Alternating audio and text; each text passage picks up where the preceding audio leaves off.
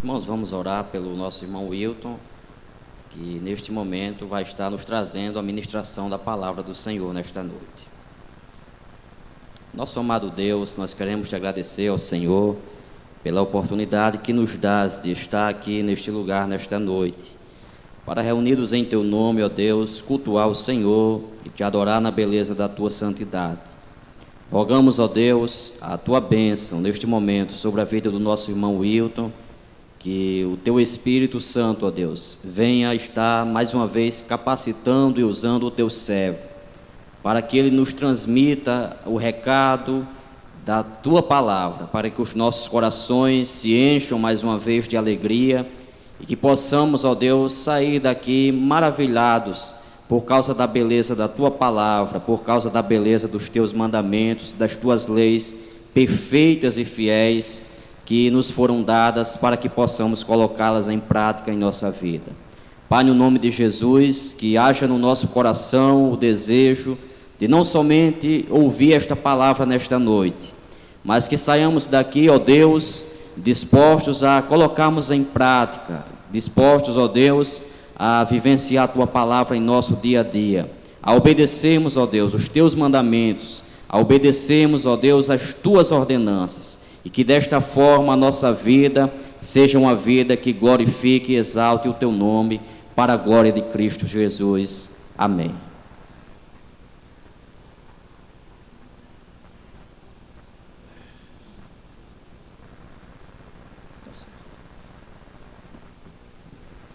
Eu gostaria de saudar a todos nesta noite, com a graça e a paz de nosso Senhor e Salvador Jesus Cristo. Queridos irmãos, é bastante desafiador você tratar desses mandamentos. Estive conversando com o pastor Marconi e ele me disse que, ao ler e estudar esses mandamentos e dá-los em sua igreja, e isso trouxe para ele uma abrangência muito grande para a sua vida, uma dimensão muito grande, muito maior do que o que ele imaginava acerca dos mandamentos do Senhor. E eu com certeza tem muita coisa ainda por vir, mas eu confesso a vocês que existe muito material farto para a gente aprender, para a gente estudar, e a gente descobrir que a vida não é feita somente de privilégios, mas também de deveres, de obrigações. A vida, amados irmãos, a vida cristã não é uma tarefa muito fácil. Viver para a glória de Deus é um grande desafio, porque estamos falando de um grande Deus. Falar dos mandamentos do Senhor é falar do seu caráter, falar da sua vontade, falar do seu ser, falar da sua santidade.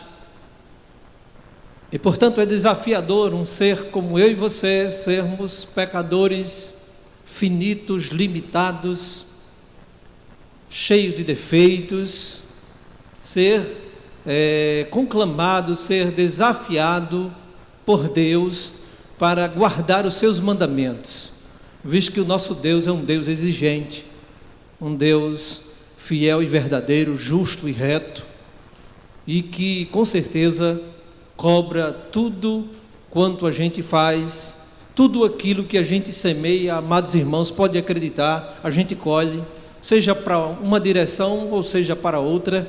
Portanto, é importante que a gente atente para as palavras de Deus, para esses mandamentos, porque os mandamentos de Deus não são pesados, muito embora sejam desafiadores, mas eles não são pesados.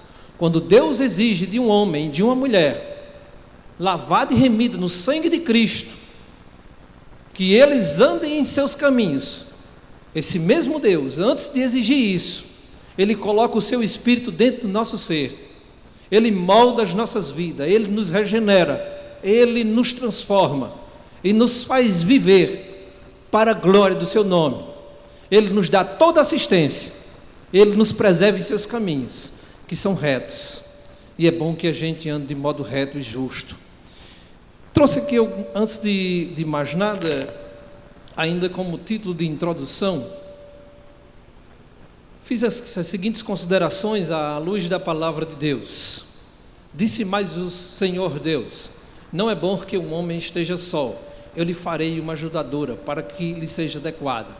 Esse é o ponto principal que a gente vai trabalhar nesta noite, com certeza, não menosprezando a questão da cobiça. Nem só de pão viverá o homem, mas de toda a palavra que sai da boca de Deus. Deuteronômio 8:3. Os israelitas são ordenados no capítulo 6 de Deuteronômio a guardar os mandamentos de Deus todos os dias de sua vida para que vivam bem. Lemos no Salmo 1: como é feliz e próspero o homem que teme o Senhor, o homem que medita na palavra de Deus de dia e de noite. Há grandes promessas da parte de Deus. Lemos no Salmo 119 que a palavra dele é lâmpada para os nossos pés e é luz para o nosso caminho. Lemos ainda: como purificará o jovem o seu caminho?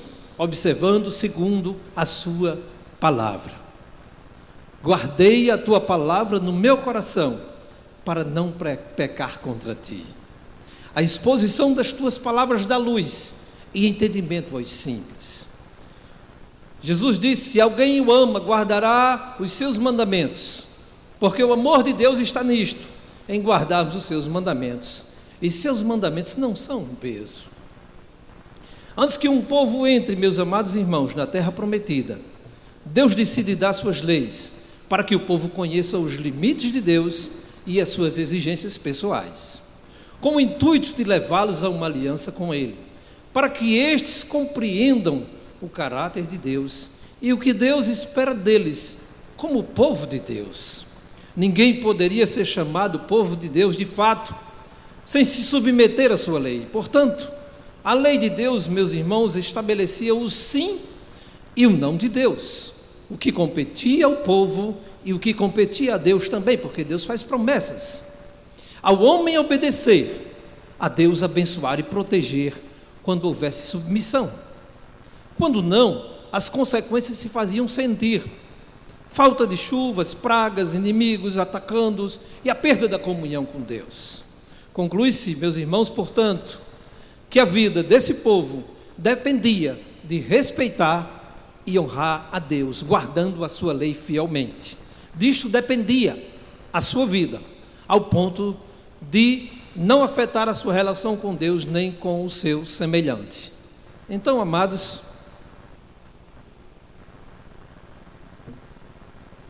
podemos desde já olhar para os mandamentos de Deus, que são um resumo da palavra de Deus, e nos regozijar nesses mandamentos, porque esses mandamentos trazem para mim e para você uma vida mais substancial, traz para mim e para você uma vida de santidade e de pureza, traz para mim e você a direção pela qual nós devemos andar, e mostra também para nós os caminhos que não podemos percorrer.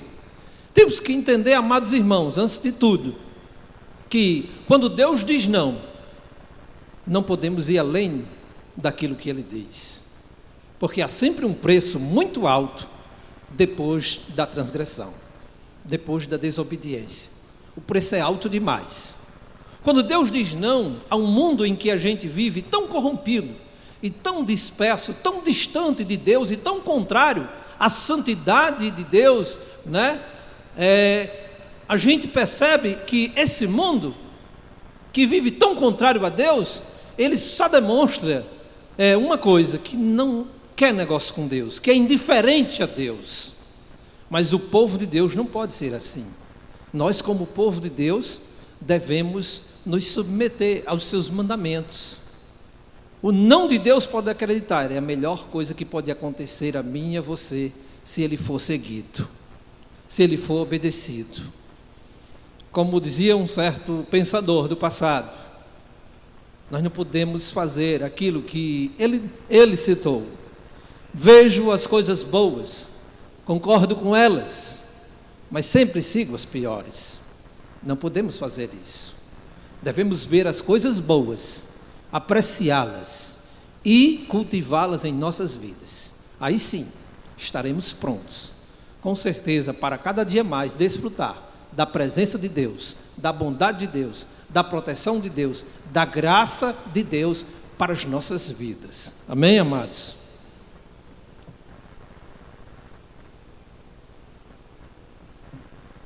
Antes de tudo, eu queria falar, antes de chegar nesse mandamento, nós temos que falar de algumas coisas que têm uma forte relação, queridos irmãos.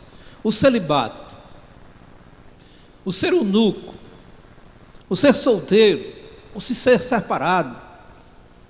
Embora que Deus diga, não é bom que o homem esteja só.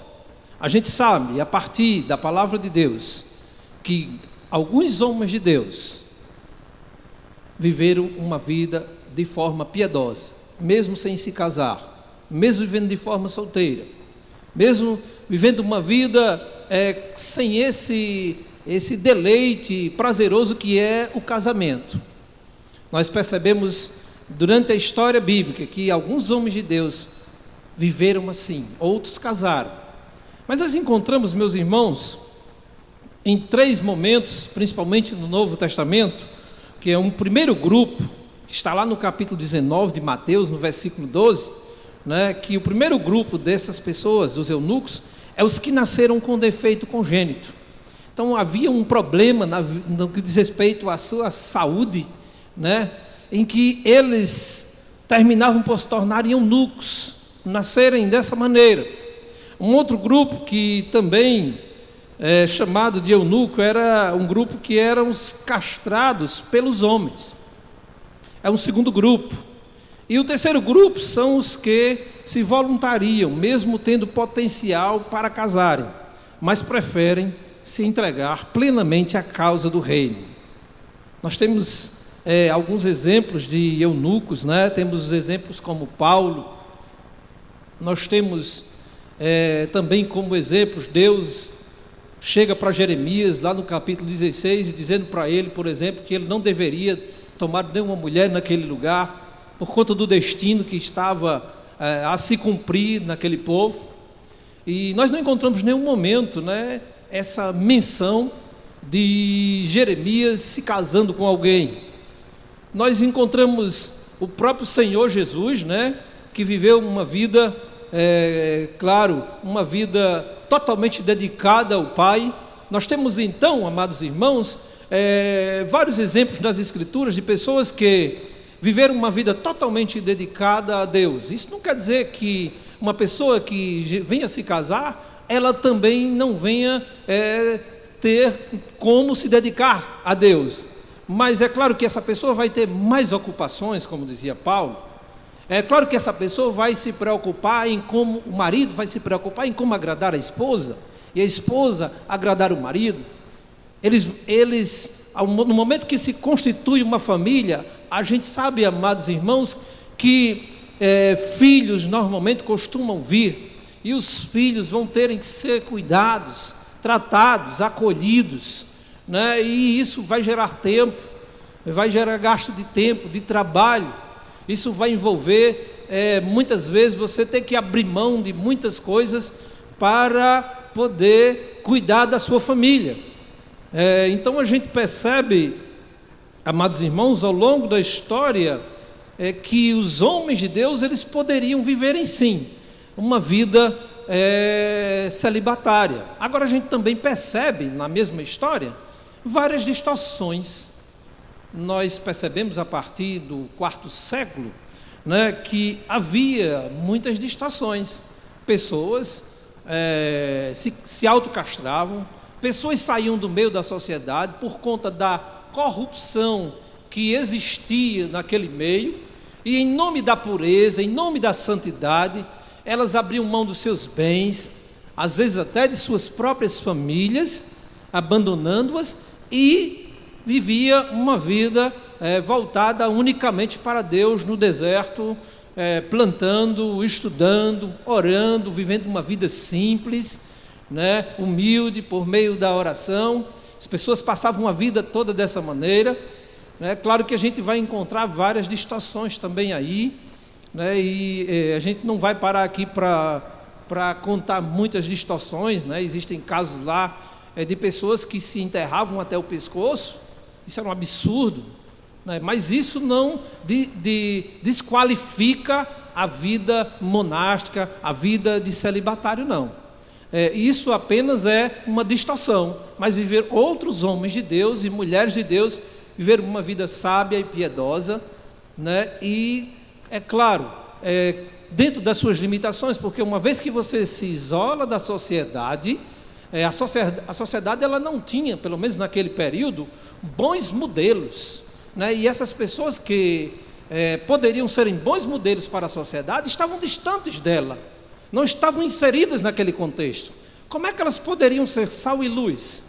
Então, nesse processo, a gente percebe que há distorções, mas a gente pode perceber, estudando esses homens e mulheres de Deus, que eles trouxeram grandes contribuições para a história, preservando manuscritos, né? Ensinando a palavra, educando pessoas, inclusive faziam também, dentro das suas limitações, missões. As pessoas que às vezes viviam no deserto, viviam desabrigadas, quando chegavam nesses lugares, nesses mosteiros, elas eram acolhidas por essas pessoas, eram instruídas com certeza, eram alimentadas, fortalecidas. Então a gente vai encontrar nesse processo aí benefícios e malefícios, distorções as mais diversas. Queridos,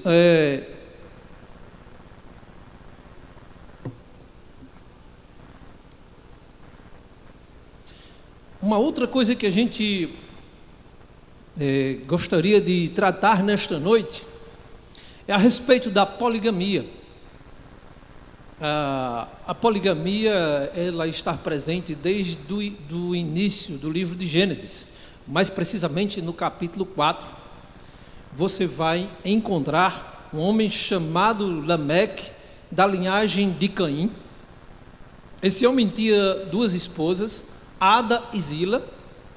É o primeiro caso que a gente percebe aqui de poligamia, um homem que tinha mais de uma mulher. A poligamia nada mais era do que uma distorção que a queda trouxe.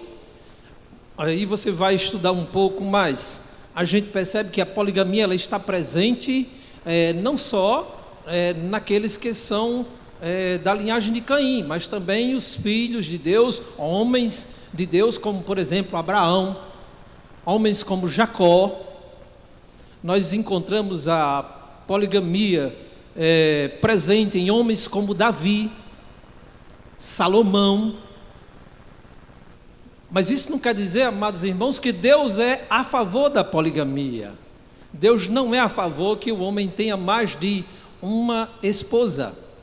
A Escritura deixa bem claro: deixará o homem a sua casa, a casa de seu pai, de sua mãe, e se unirá à sua mulher. É no singular, não é as suas mulheres.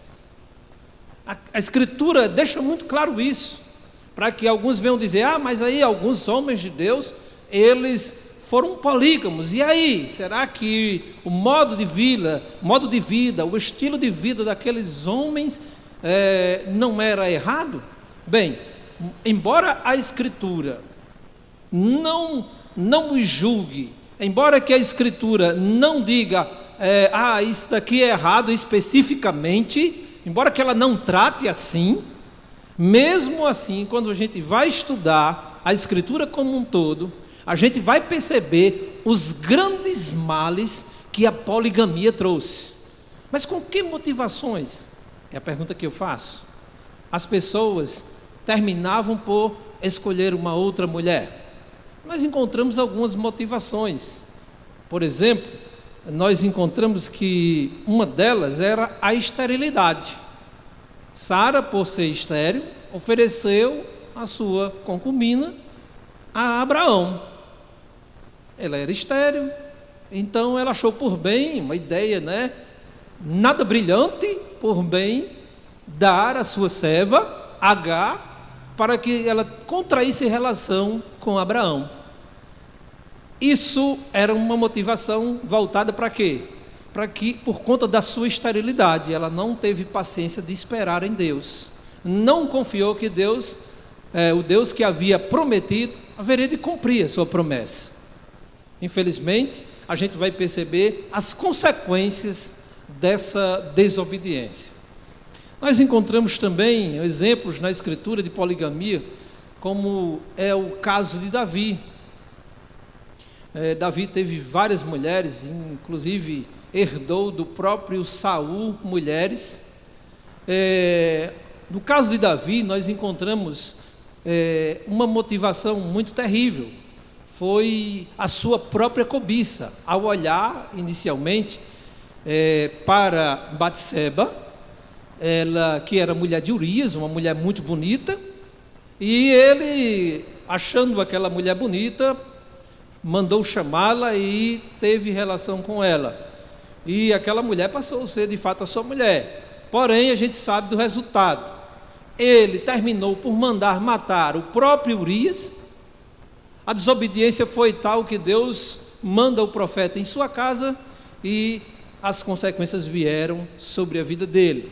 Mais uma vez a gente percebe que a poligamia causa sérias consequências ao povo de Deus.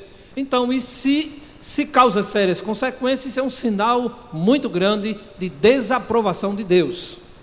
E a gente sabe que Deus deseja que o homem viva unicamente com a sua esposa, que o homem seja unicamente fiel à sua esposa, e não o contrário disso. O contrário disso traz ruínas. Nós, só para você ter uma ideia, a gente vai perceber que havia algumas consequências, como por exemplo, ciúmes, intrigas entre filhos e as próprias mulheres, elas brigavam umas com as outras, desvio da religião verdadeira, que é o caso do próprio Salomão.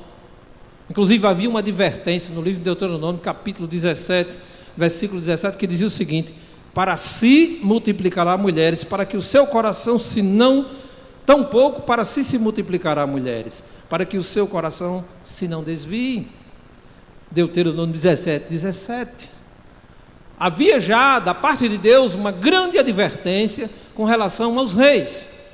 Porque o rei, se os irmãos perceberem, os reis não tinham quem julgasse eles. Judicialmente falando, ninguém tinha poder para julgar o rei.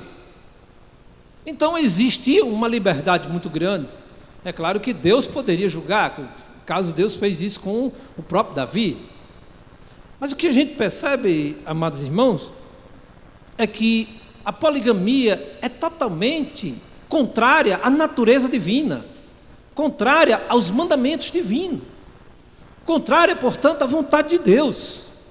Então, se você acha que a poligamia que existia, ou se você pensa que a poligamia era, embora que a Bíblia não trate de modo mais duro e mais severo, eu creio que você deveria repensar e ver os textos sagrados, olhar para a história dessas pessoas e ver as consequências de tudo isso.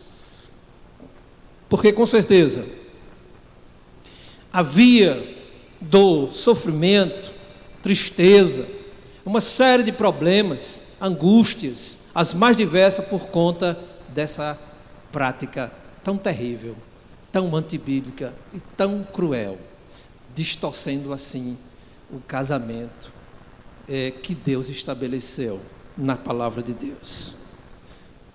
Queridos, agora nós vamos falar um pouco sobre casamento,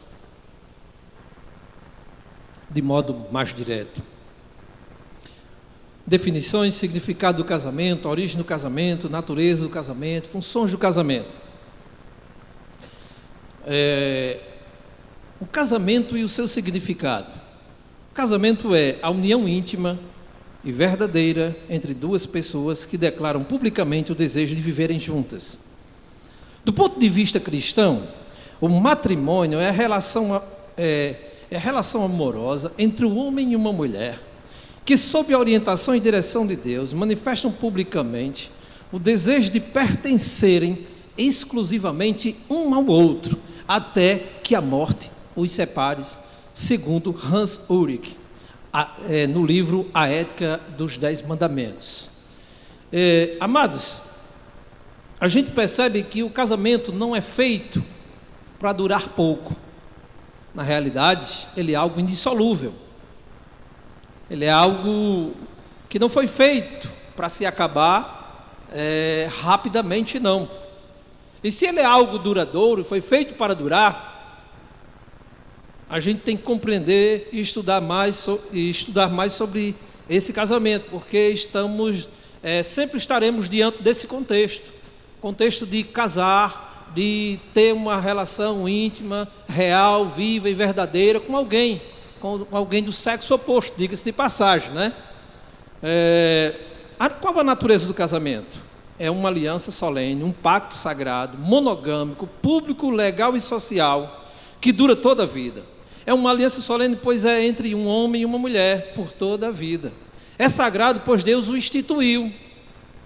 Público e social, pelos convites feitos à sociedade a tomar parte desse casamento.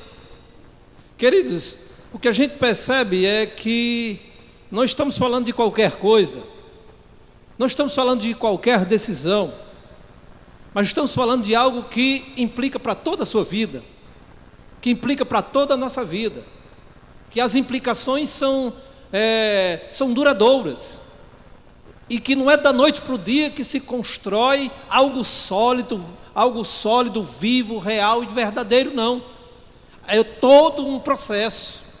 Então, se você está para casar, com certeza, considere bastante essa sua decisão, pese bastante os prós e os contras, né, porque a implicação é muito grande. Mas aquilo que é bom e duradouro, sempre vai exigir muito sacrifício, muita renúncia. Sempre que as coisas são boas, elas cobram um alto preço. E no casamento não será diferente, porque isso vai implicar todo o seu ser, toda a sua vida, toda a sua dedicação. É claro que mais central ainda do que o casamento é o Deus Todo-Poderoso que instituiu o casamento. E aí a gente só pode viver uma vida nesse padrão aqui, à luz daquilo que Deus nos deixou para nós, à luz daquilo que Ele decidiu se revelar a partir da Escritura. Deus decidiu se revelar para nós, decidiu nos dar seus princípios, seus valores, nos mostrar os meios, os caminhos que devemos percorrer durante esse processo de vida a dois. A unificação, funções do casamento, amados irmãos, algumas funções: unificação, procriação, recreação, prevenção e glorificação. Algumas funções do casamento. A unificação matrimonial é efetuar uma unidade íntima, sem igual entre duas pessoas de sexos opostos. O casamento leva duas pessoas de sexos opostos à unificação mais estreita possível, nos âmbitos físicos, emocional, moral e ideal e espiritual. Se você depois quiser pegar algumas passagens, Gênesis 2:24, Mateus 19:5, 1 Coríntios 6:16 e Efésios 5:31, são esses textos que dão base e fundamento para essa unificação matrimonial. E os dois, com certeza, uma vez que se unem, a coisa começa a avançar. A segunda coisa que a gente percebe que é muito importante, a segunda função do casamento: procriação. Os filhos são um resultado natural e biológico. Os filhos sempre, é claro que nem todo mundo tem filhos, nem todo casamento existem filhos, mas o casamento, ele pode inclusive existir sem esses filhos. Ele não deixa de ser casamento, não deixa de ser de fato uma família. Porém, quando os filhos vêm, quando a procriação existe, irmãos, existe uma série de responsabilidades que a gente passa a ter. Com certeza, a maior delas é que os filhos precisam ver nos pais modelos de vida.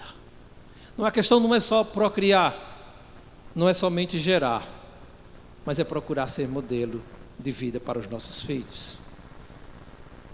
Sempre que a Escritura fala de filhos, ela, logo em seguida, ela costuma falar do papel do filho em relação ao seu pai e do papel do pai em relação ao seu filho. Cada um tem um papel a cumprir, cada um tem deveres, cada um tem seus privilégios, mas o certo é, para que haja uma vida harmônica e um lar feliz, deve haver obediência, deve haver honra, deve haver respeito entre ambos. Uma outra coisa, a recreação ou a vida sexual. Amados, a vida sexual é uma área que acredito eu que é uma das áreas que está sendo mais banalizada em nossa sociedade nos últimos dias. Temos aí exemplos desde o Antigo Testamento, onde nós vemos o caso ali de Sodoma e Gomorra, a vida sexual sendo distorcida, a sodomia, a relação de homem com homem, né? A relação de mulher com mulher, o lesbianismo.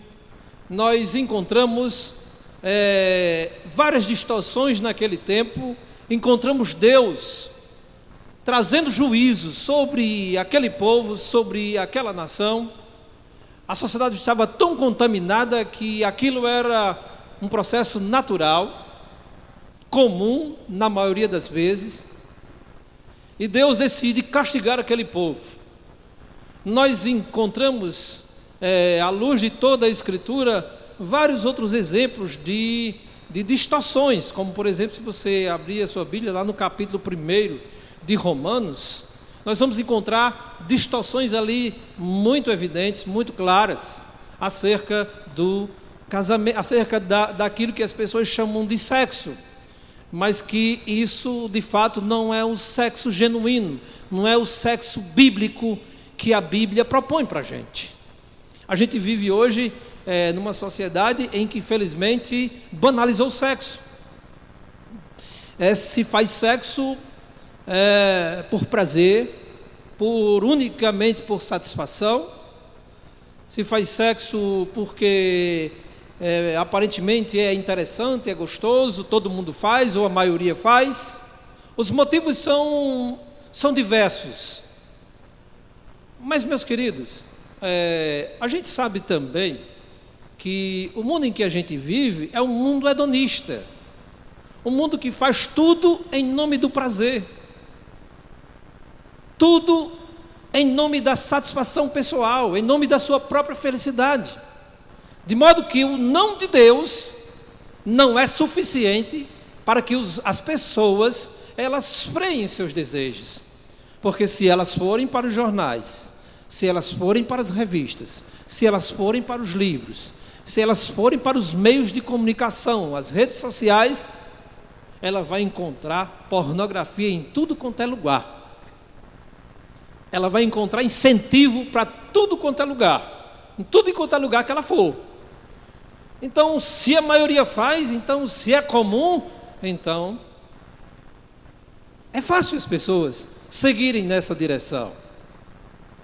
É fácil as pessoas não aprenderem a dizer não, não aprenderem a esperar, né? É fácil, meus irmãos, é fácil, com certeza, viver nessas práticas. O difícil é você dizer não, esperar o tempo de Deus, esperar a pessoa que Deus estabeleceu para que você pudesse casar com ela, esperar o momento propício de Deus. Infelizmente, nós lemos na Eclésia, uma revista cristã, há muitos anos atrás eu li, eu não me lembro agora com precisão, mas se não me engano, praticamente cerca de 50% dos jovens na igreja têm relação sexual antes do casamento. Se não estiver eu aqui equivocado. Amados, isso demonstra que, embora que a gente saiba a verdade, embora que o mandamento da Bíblia é que a gente não fornique, muitas vezes as pessoas fornicam, muitas vezes as pessoas saem, elas se deixam levar pelas suas emoções. E a gente sabe que, tendo todo o incentivo da sociedade, e mesmo que a sociedade apoie, pode acreditar, Deus não apoia. Porque o mundo, a sociedade e a sua cultura não é parâmetro para mim e para você. Parâmetro para mim e para você é a palavra de Deus, é a Bíblia Sagrada. Esse é o padrão de Deus para mim e para você. Não podemos passar dos limites que Deus estabeleceu, porque sempre haverá sérias consequências. De Deus não se zomba, meus irmãos, aquilo que o homem semear, isso ele colherá. Se ele semear na carne, com certeza ele vai colher corrupção.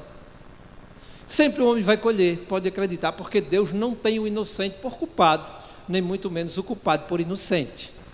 Que os irmãos reflitam sobre essa questão.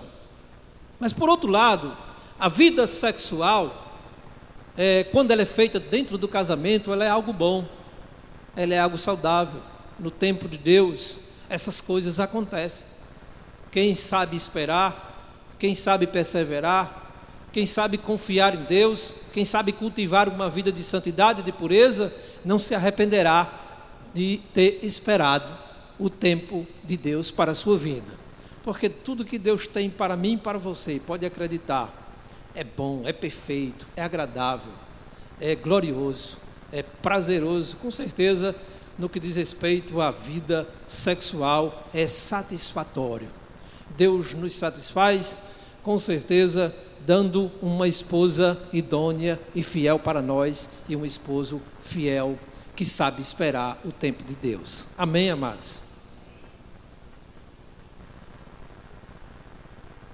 Existe um texto bíblico, aí em Provérbios, que diz: bebe da água da própria cisterna. Esse texto se refere a aquelas pessoas que já são casadas, já têm a sua família, e que elas devem se deleitar naquilo ou na pessoa que Deus deu para elas e vice-versa. Nós encontramos deleite na nossa esposa ou no esposo. E a gente deve beber da água que Deus nos deu. Aquilo que Deus nos deu, a esposa que Deus nos deu, o esposo que Deus nos deu, é suficiente para mim e para você. É o bastante. E a gente tem que beber dessa fonte, frequentemente, dependendo da sua saúde, é claro, né? E dependendo muito da sua condição. Mas aqui é importante que a gente cultive com frequência. Paulo diz que por conta da incontinência, Satanás pode nos tentar. Então, é aconselhável que a gente beba dessa água com bastante frequência. Prevenção é uma outra coisa que a gente percebe que acontece dentro do casamento. Quando há um sexo dentro do casamento, automaticamente ele está prevenindo o futuro adultério. Ora, se a Escritura diz, não adulterarás, não pense que a Escritura para por aí. Deus nos mostra o caminho que a gente deve seguir. Deus nos mostra alternativas que são muito melhores do que as alternativas que o mundo nos propõe. Nós prevenimos prevenimos o adultério na medida em que a gente cultiva uma vida sexual saudável dentro do nosso casamento. Quando há a incontinência, aí há um perigo. Existem aquelas crises, né, no casamento, onde existe aquilo que o Silas Malafaia dizia no passado, e eu não me esqueci ainda do que ele dizia. A esposa às vezes dizia para o marido: está de quarentena, né? Se é que a gente pode aproveitar alguma coisa boa de Silas, né?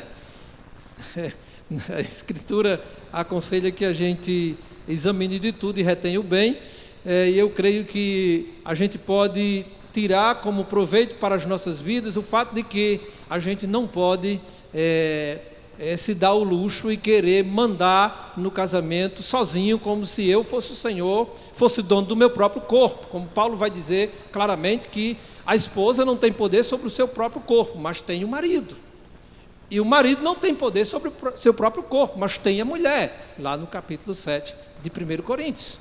Então, meus amados irmãos, nós, quando casamos, nós passamos a pertencer um ao outro. Então, há uma mutualidade, tem que haver consenso. E por último, e não menos importante, a glorificação. A família cristã, meus irmãos, não existe para a glória de si mesmo, mas de Deus. Acima de tudo, o casamento, a família como um todo, ela existe para a glória do Pai. Quando a Escritura diz que nós quer comemos, quer bebais, quer façais qualquer outra coisa, tudo deve ser feito para a glória de Deus. Então a família, ela é feita para a glória de Deus. Deus nos criou para o louvor da sua glória, para o louvor do seu nome. E aí a família, quando ela consegue vivenciar as suas funções inteiramente, Deus é glorificado, porque a família, ela é uma célula importante dentro da sociedade. Ela se torna um modelo de família, um exemplo para os que estão ao redor. Até porque que Jesus disse que nós devemos ser sal da terra e luz do mundo. Mas existem alguns deveres mútuos no casamento, que também são importantes.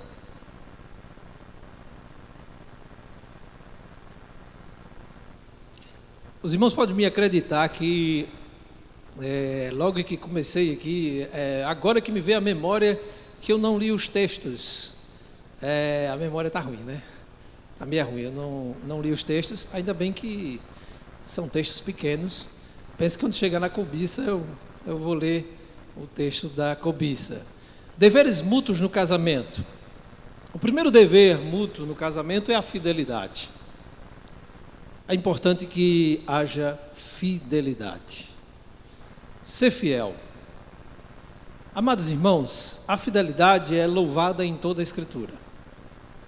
No que diz respeito a Deus, no que diz respeito às relações com irmãos, fidelidade nas relações, nas amizades, fidelidade no trabalho, fidelidade em todos os aspectos. A palavra fidelidade, ela está presente na Escritura. É importante que a gente compreenda que casamento não é somente uma questão de chegar em determinado lugar e dizer eu concordo com isso, eu aprecio, eu admito que é muito importante esses votos, né? Mas mais importante do que fazer os votos é ser obediente àqueles votos que cada um fez. É importante que a gente compreenda isso, porque senão, ao contrário de fidelidade, vai haver a infidelidade. Ser fiel. Agora eu digo para os irmãos, será que ser fiel é fácil? Não digo que é fácil, mas digo que se você se comprometeu para com uma mulher e ela para com você, você tem que lutar para ser fiel durante toda a vida, porque esse é seu papel de cristão, esse é o nosso dever. Uma outra coisa que está relacionado, outro dever no casamento, é a afeição, que envolve amor verdadeiro. Todo mundo sabe que amor verdadeiro é amor sacrificial. A Escritura nos diz lá no livro de Efésios, por exemplo, que assim como Cristo amou a igreja e se entregou por ela, o homem também deve amar a sua esposa. É claro que o amor, ele é mútuo, não é só o homem que tem que amar, a esposa tem que amar também. Então deve existir amor, deve existir afeição, deve existir dedicação. Uma outra coisa, um outro dever, cooperação. Todos os relacionamentos, meus irmãos, devem unir o casal. Nem familiares, nem amigos e nem interesses aparentes e opostos devem interferir. Quando a Escritura diz, deixará o homem, o pai e a mãe, e se unirá à sua mulher, e vice-versa, os irmãos sabem que às vezes a família pode prejudicar o bom andamento de um casamento. É claro que se essa família não for bem ajustada.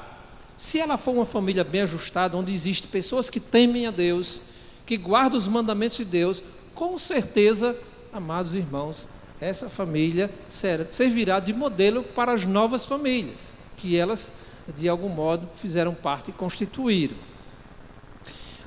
A Escritura nos diz no livro em um dos profetas, que será que é possível, eu vou usar aqui as minhas palavras, é possível andar dois juntos se não estiverem de acordo? É possível duas pessoas viverem bem se elas só vivem a brigar? É possível um casamento dar certo se não há união, se não há cooperação? Olha, irmãos, o elo familiar é muito grande. Não dá para você caminhar sozinho. É um jugo. E aí a gente sabe que os dois têm que carregar. Cada um tem que fazer o seu papel. Cooperação envolve você fazer o seu papel e eu fazer o meu, e vice-versa. Cooperação não é só um trabalhando, não, é os dois. Cooperação não é só um amando, não, é os dois amando. Cooperação não é só um sendo amigo, sendo honesto, não, é todos dois sendo amigo e sendo honesto. Cooperação envolve paciência, não é só um ser paciente, é o outro também. Então a ideia de cooperação é que cada um deve cumprir bem o seu papel, né? A Escritura diz: e tudo quanto fizer, fazei-o de todo o coração, né? Temos que fazer as coisas dentro dessa dimensão. Tolerância. A convivência é o meio para se aprender a tolerar um ao outro e aprender a respeitar as opiniões opostas. Eu estava lendo J.C. Ryle e eu me encantei numa parte em que ele disse que, ele falando acerca dessa tolerância que deve existir no casamento, ele diz: olha, não são essas duas pessoas que casaram são dois pecadores, não são dois anjos que casaram, não. Esses são dois pecadores, meus irmãos. Um pecador já dá trabalho, imagine dois. Então a coisa não é fácil, não. A gente sabe que um pecador sozinho já faz o que faz, imagine dois. Então, meus irmãos, esses dois pecadores têm que aprender a tolerar, sabe por quê? Porque todos dois vão errar, vão falhar. Hein? O irmão Hélio está dizendo que além dos dois pecadores ainda tem a sogra para dar trabalho, né? Ainda tem mais esse detalhe. Amados, para todos os efeitos, a gente sabe que se a gente não tiver humildade nesse processo de compreender que somos pecadores e que erramos e falhamos, a gente pode incorrer naquele erro. Tem um dito popular, essa semana eu estava conversando com um irmão, não lembro quem, até notei: aquele que tem a razão deve ter cuidado para não perder a razão. Achei tão bacana esse dito popular, né? Às vezes você pode até estar com a razão, mas se você não souber conduzir bem as coisas, conduzir bem o outro, até que o outro compreenda, não souber tolerar, não souber agir no processo, você pode perder a sua razão e entrar para o campo da ignorância e a ira tomar de conta de você, e ao invés de existir tolerância, vai existir intolerância. E aí você perdeu a razão. E aí quando você perde a razão, você só vai descobrir depois, quando o sangue esfriar, que você fez um monte de besteira que poderia muito bem ter evitado. Amém, igreja? E uma outra coisa que é um dever também é a submissão. A Escritura sempre fala de submissão. E quando a Escritura fala de submissão, se refere basicamente às mulheres, né? Lá em Efésios, lá em Pedro, diz que as mulheres devem serem submissas aos vossos maridos. E aí a gente tem hoje, diria que não somente algumas pessoas com nariz empinado, não somente mulheres, mas homens também, e às vezes em nome do orgulho, as pessoas não querem se submeter.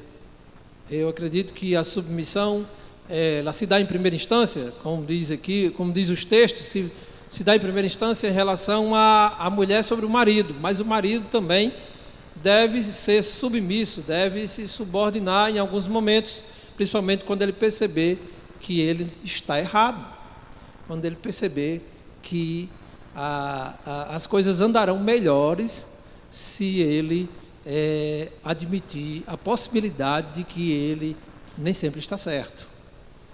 E por último, não menos, uma outra coisa também muito importante é a sinceridade. Ser sincero é um outro dever muito importante no meio de nós. Ser sincero, ser verdadeiro, ser honesto, ser transparente é muito bom. Agora, tome cuidado para não ser rude, né? Ao invés de ser sincero, você pode ser rude. A Escritura nos diz que nós devemos falar com amor, né? Falar a verdade com amor, né?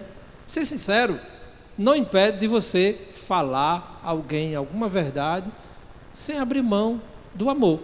O amor deve andar junto à sinceridade. Perdão também é um outro processo, perdão é um outro ponto que é muito importante nessa relação. Meu tempo está acabando. Ainda temos que falar um pouco sobre não cobiçarás, e eu creio que agora é hora de a gente ler o texto sagrado, livro de Êxodo, capítulo 20, versículo 17.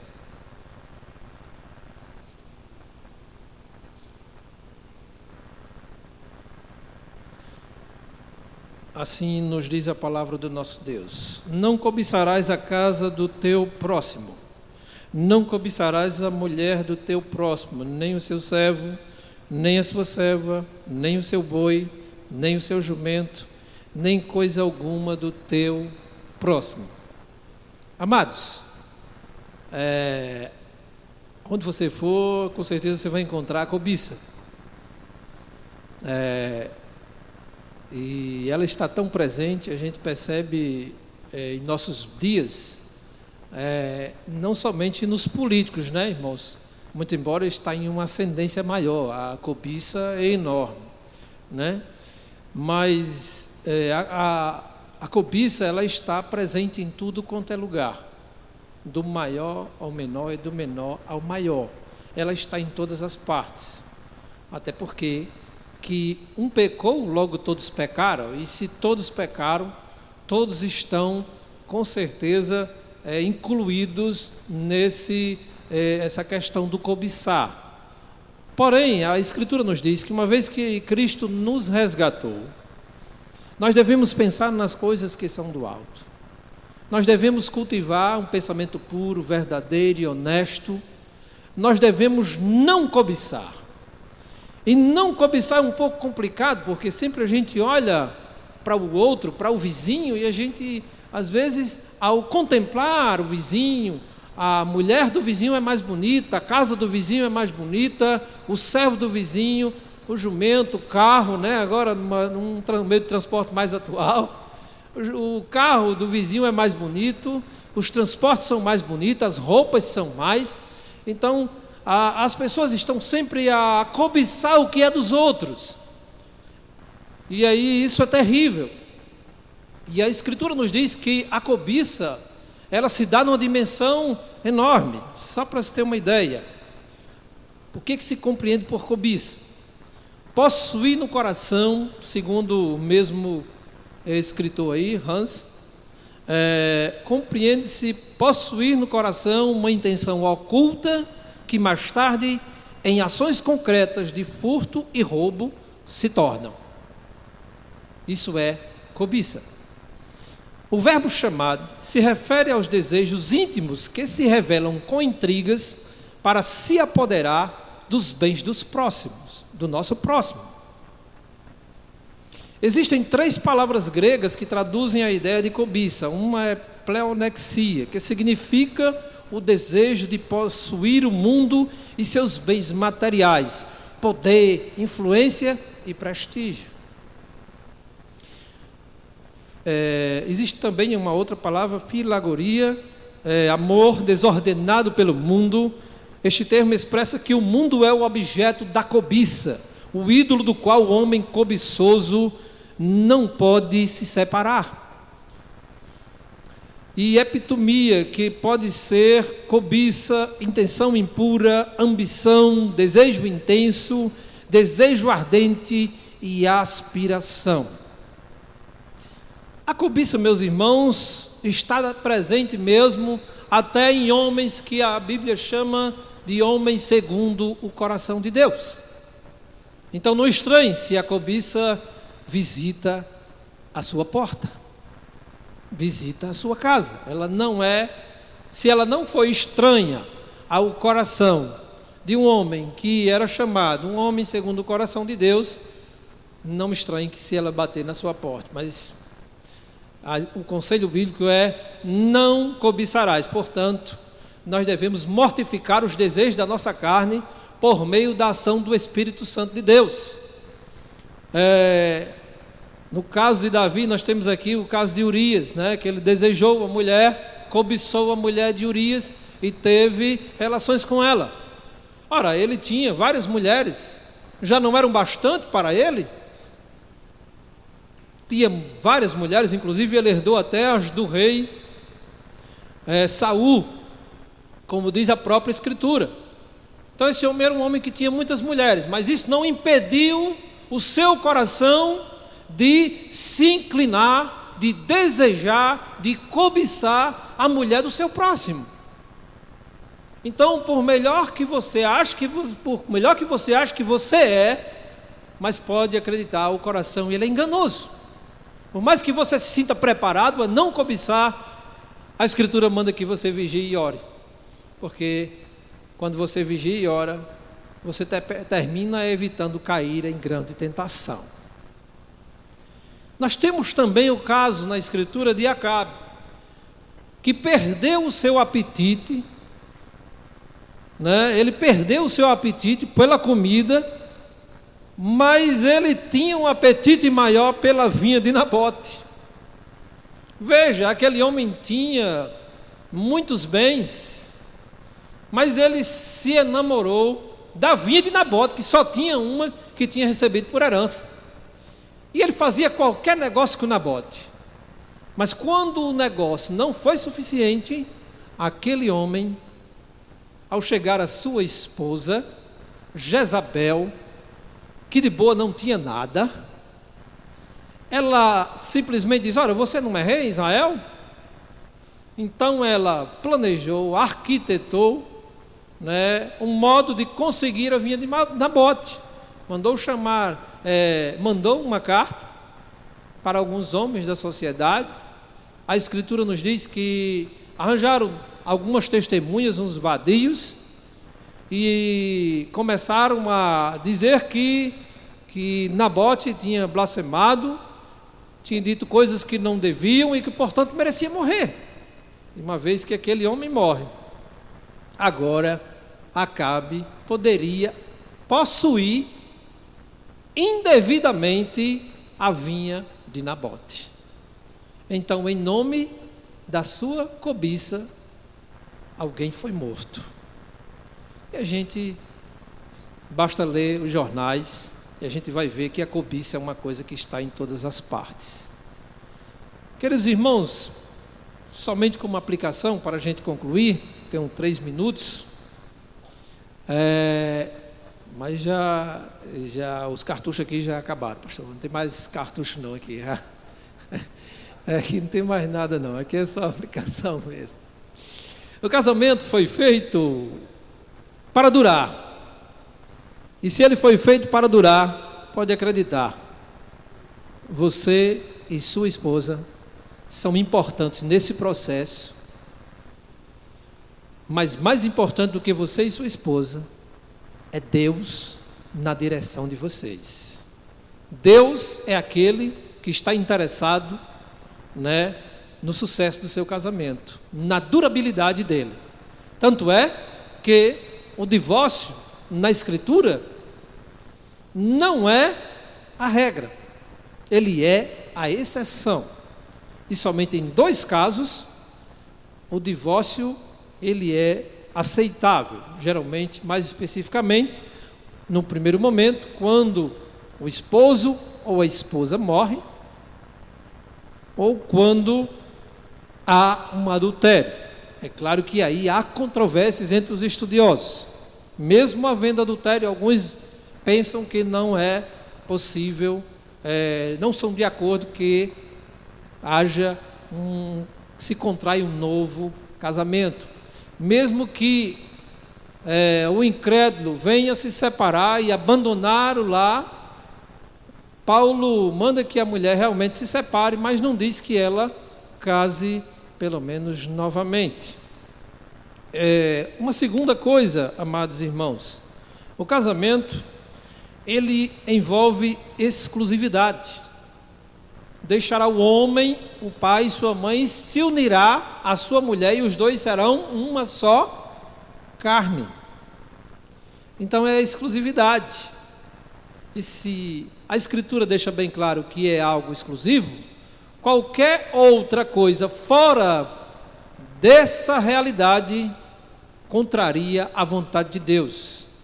E aí você vai ter que cultivar sabiamente durante toda a sua vida, né, uma vida de santidade, de pureza, de dedicação um ao outro, para que essa exclusividade se mantenha e abranja no que diz respeito a uma vida de maior pureza, no que diz respeito a uma vida de maior satisfação entre um e outro. E uma outra coisa que o casamento envolve, que a gente já falou aqui, é que o casamento ele envolve também fidelidade por toda a vida. Por isso que o texto sagrado diz: não adulterarás. Envolve fidelidade. Passar dessa linha pode trazer sérias consequências. A história já mostrou isso. E aquele que não avalia a história, como dizia um certo pensador, é um forte candidato a repeti-la. A base, meus irmãos, de um bom casamento é Deus e sua palavra. Se você quer ter um bom casamento, se fundamente em Deus e em sua palavra. Porque a palavra de Deus é o padrão de Deus para se viver uma vida a dois de modo saudável e alegre. Por fim, a cobiça, meus irmãos, não é aconselhável a um cristão, mas o contentamento o é. Nesse caso, a gente deve aprender a se contentar com tudo quanto Deus nos deu. E se a gente quer alguma coisa a mais, a Escritura diz: trabalhai com as próprias mãos. Não devemos ter inveja da vida dos outros.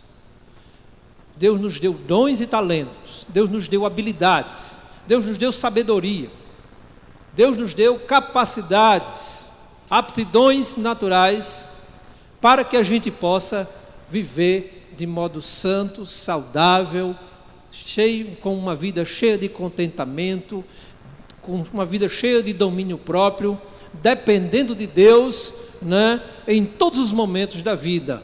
Existem casos em que Deus, quando a gente vai ver na Escritura, casos onde os homens de Deus não tinham provisões para si, Deus enviava as suas provisões. Em outros casos, nós encontramos, por exemplo, em Paulo.